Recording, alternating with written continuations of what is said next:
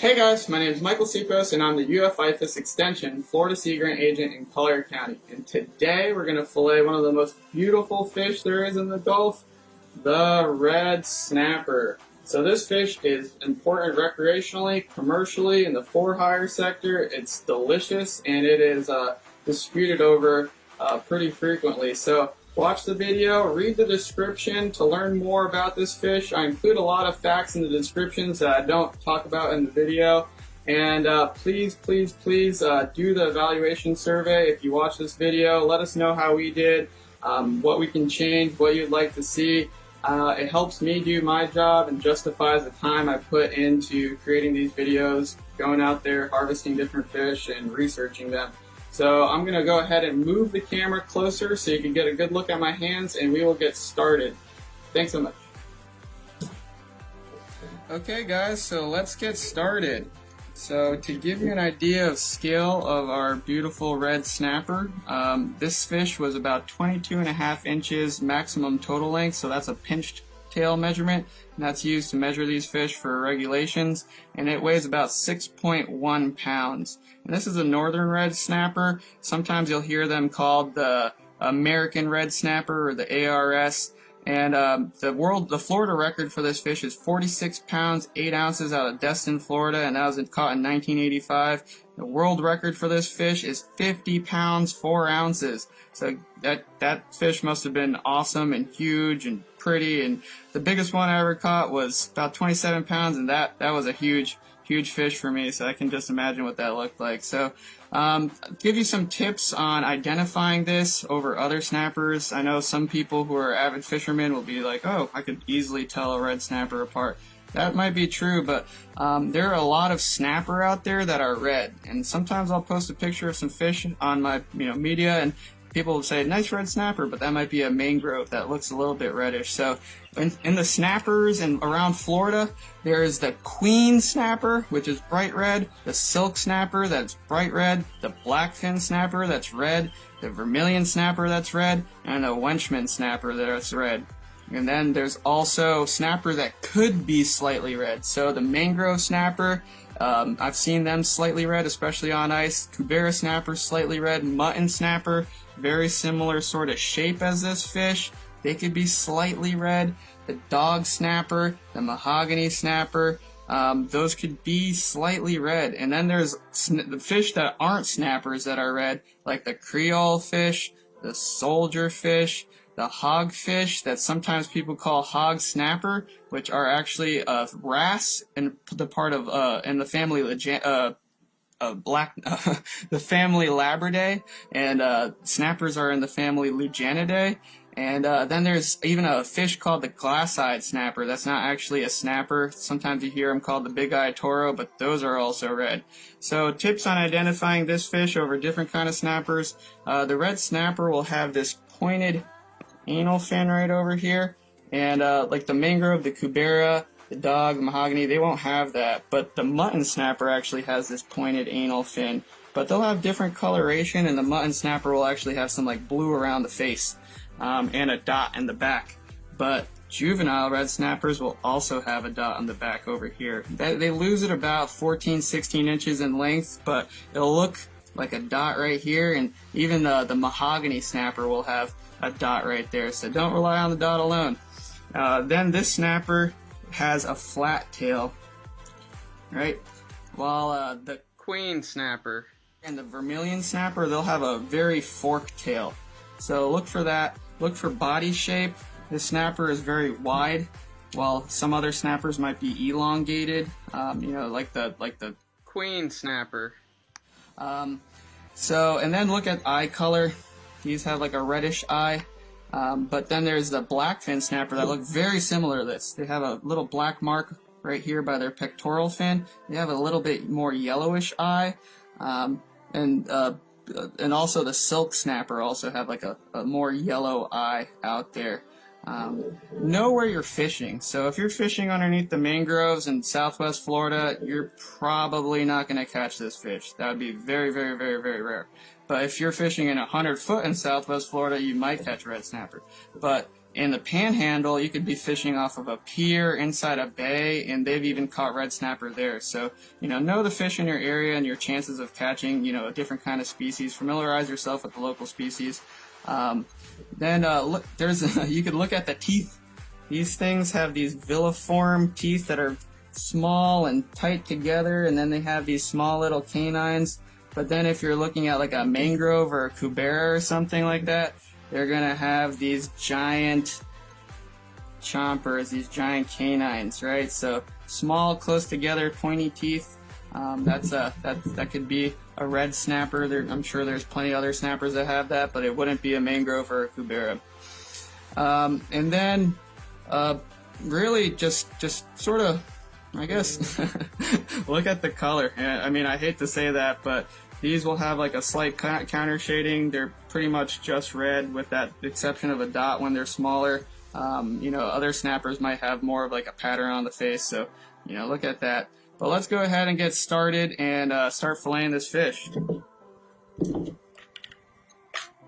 So I am going to make an incision across the back. I'm going to go about a 1/2 inch deep, go all the way up to the head, and go all the way down. So these fish are delicious. The yield on them might not be as great as maybe some of the grouper species that might be a little bit more meaty. They have a big head portion, but some people collect the collars, the throat of the fish, and maybe we could try that with this one.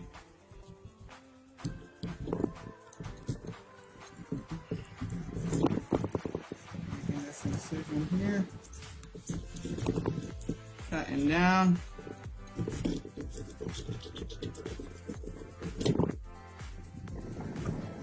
So this fish is talked about a lot. There's a lot of different management just sort of agencies out there, so I'm not going to go into the regulations, because depending on where you live in Florida and what kind of industry you're in, if you're in for hire, if you're a recreational angler, if you're a charter fisherman, those rules might vary, even between state waters, Gulf waters, the South Atlantic. Those are all different regulatory bodies. Sometimes they'll agree with each other, and other times there might be a different state regulation than there is a federal regulation, and these often change from year to year, so pay attention to those regulation updates. So this fish, the generic range of a lot of these Western Atlantic fish will be from the Massachusetts to Brazil, but they aren't really found too often north of the Carolinas. So that's here. Beautiful fillet. I'm going to go ahead and do the other side. And they're seen in anywhere from 33 to 620 feet. So, like I said, just depending on where you're at is your chances of finding them in different depths and different habitats. I'm an avid diver, I'm an avid fisherman. I've fished Louisiana, Destin, the Keys, and I've seen red snapper in all sorts of different environments. If you're in our area in Southwest Florida, you'll see them in that 100-foot range, past that. But if you're up north, you'll be finding them a lot shallower. I've fished and seen a hatchie and seen them in 30 foot, but 30 foot might be a lot further offshore than it is 30 foot off of Tampa. I've seen them in 60 foot in Tampa on artificial reefs and wrecks. I've seen them over sand. I've seen them over mud. And pretty much they can occur in a lot of different environments. And they're really disputed over because everybody sort of wants a piece of them. They're, the shrimpers they trawl over habitat where juvenile red snapper lives, so it's disputed on what the shrimping industry might do to them. The recreational sector is huge, and there's in 2020 there was 15.1 million pounds of red snapper allocated in the Gulf, and that was split up between all those sectors. So the commercial, the recreational, I think got 7,399,000 pounds, and that was a whole weight fish, and that sort of determines when these seasons close or open. So I got my 2 fillets here. I'm going to go ahead and skin them.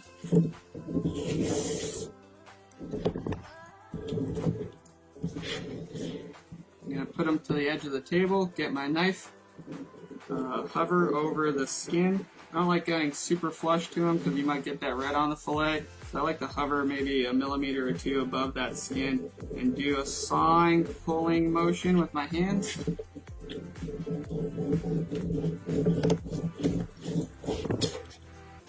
Red snapper eat a variety of prey, mostly small fish, crustaceans, squid, octopus, and they reproduce. They're sexually mature at about 2 years old, and that corresponds with 12 to 16 inches in length. The max age of this fish, they think they can live up to 40, 50 years old, and FWC actually has an individual aged at 57 years old. So they're pretty long lived, but they're pretty fast growing, and they're very fecund. They produce a lot of offspring, but that just depends on the size of the fish. So this one actually, as you can see here, that's a female. So that's a little bit of egg tissue right over there. So depending on where you're at in the fishery and then the state geographically, depends on when they spawn.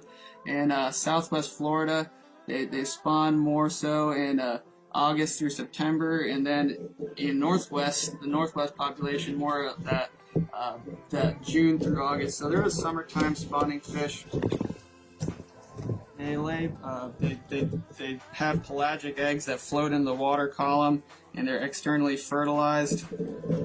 And they'll hatch in about a day, 20-27 hours or so. And they'll float around in that larvae form for about 20 days before they settle, and they look more like a fish and start looking, associating themselves with the bottom.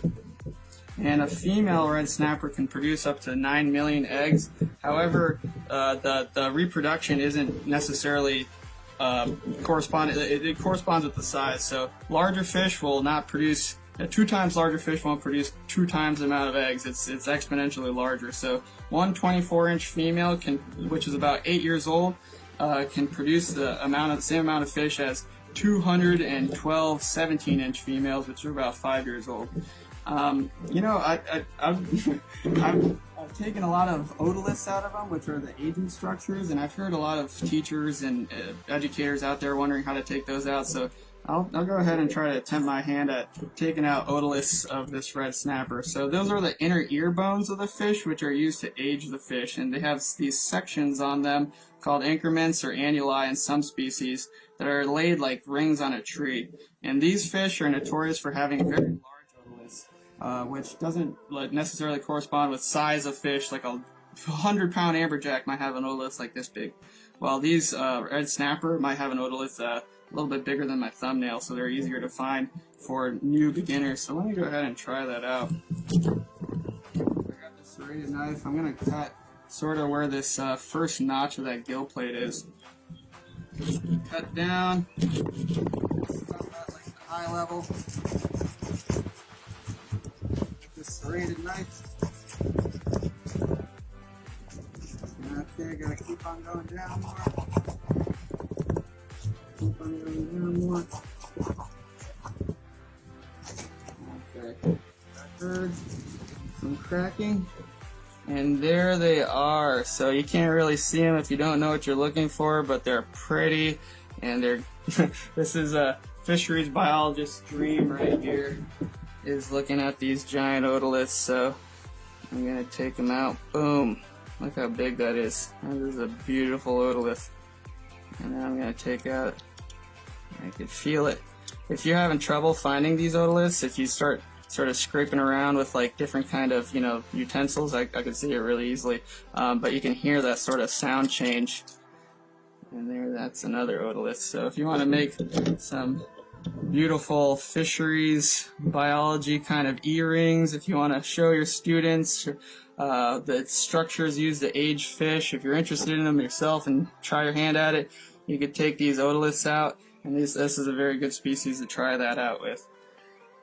So, I love the fish so much. It tastes so great. I'm going to try to take out those collars. I've never done it before on this species, but I'm going to try to get as much meat as possible from this fish.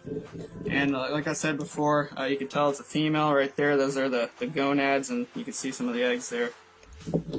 So to take out the collars, let me go ahead and move these fillets so they don't get caught. They're not in the way.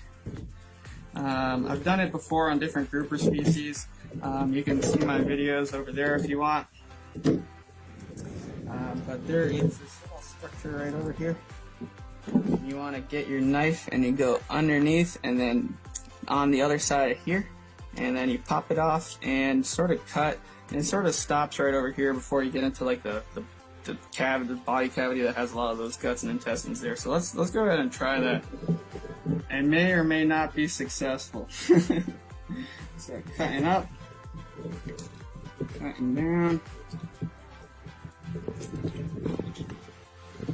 Okay, so I popped that off. Cool, I got that one collar set. And I pop this other side, and you could leave these as like a whole thing, or you could cut them into, they even call them like fish wings before, I've seen them. But it's a good way of getting the most meat out of your fish as possible.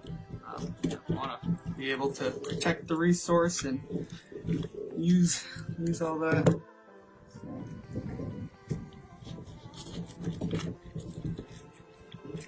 Cutting it here.